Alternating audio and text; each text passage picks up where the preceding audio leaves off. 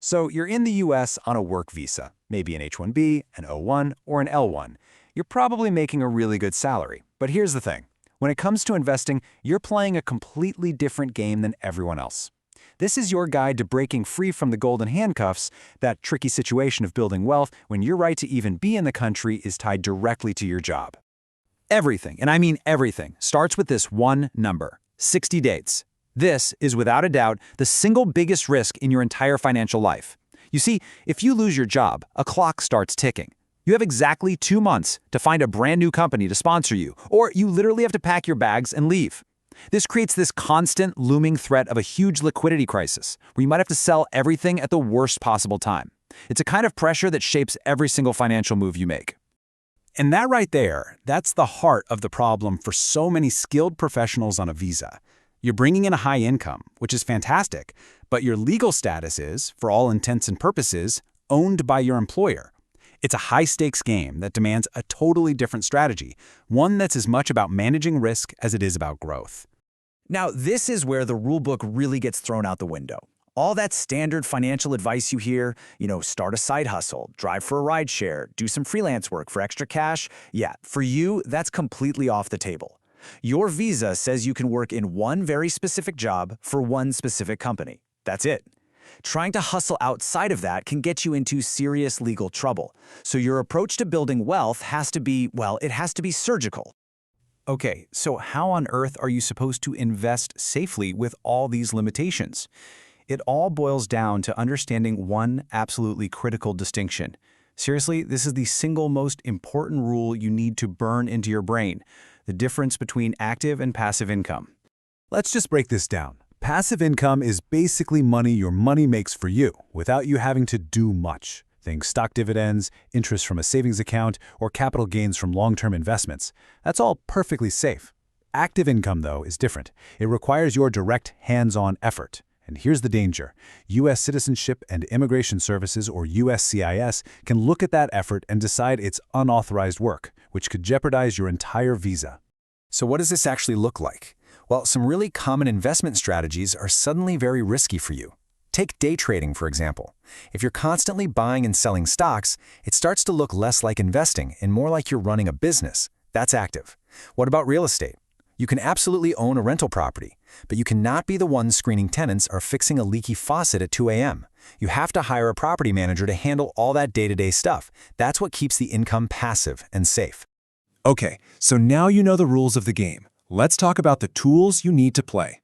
Because believe it or not, even something as simple as opening an investment account can be a major hurdle when you're not a U.S. citizen or a permanent resident. Here's a classic roadblock you might hit. You go to open an account with a really popular brokerage, maybe like Vanguard, only to find out they require a green card or citizenship. It's a huge barrier that stops a lot of people before they even start. So your first move has to be finding brokerages that are known for being international friendly. Think places like Charles Schwab or Interactive Brokers. They're set up to handle accounts for non-residents, and it'll save you a ton of headaches. Now, everything we've covered so far has been about how to manage the risk while you're in this visa trap. But what if there was a way out?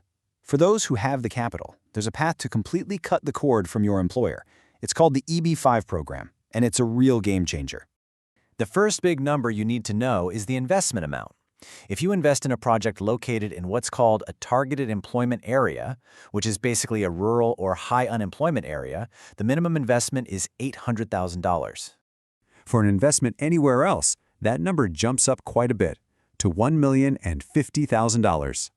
And it's not just about putting up the money. Your investment has to actually create jobs, specifically at least 10 full-time jobs for U.S. workers. That's the whole point of the program.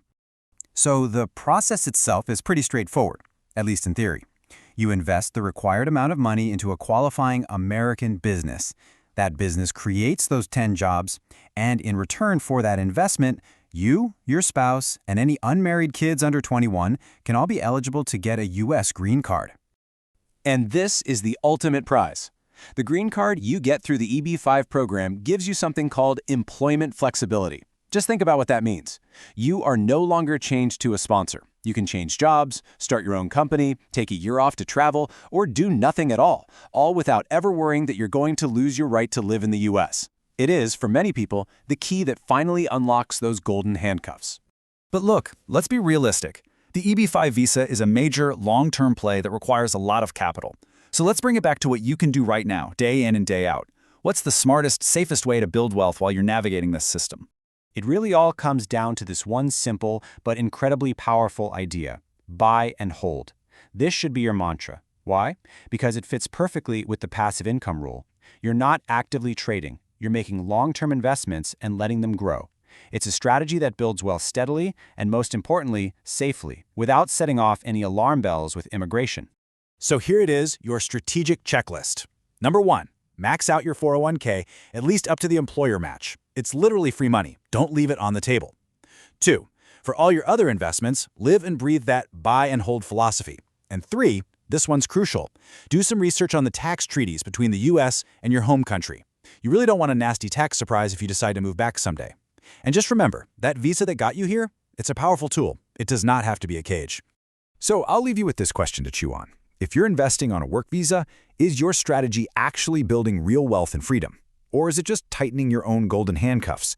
It's so important to make sure your financial plan isn't just about growth, but about security and ultimately your independence. Make sure your plan is as smart as the career that brought you here in the first place.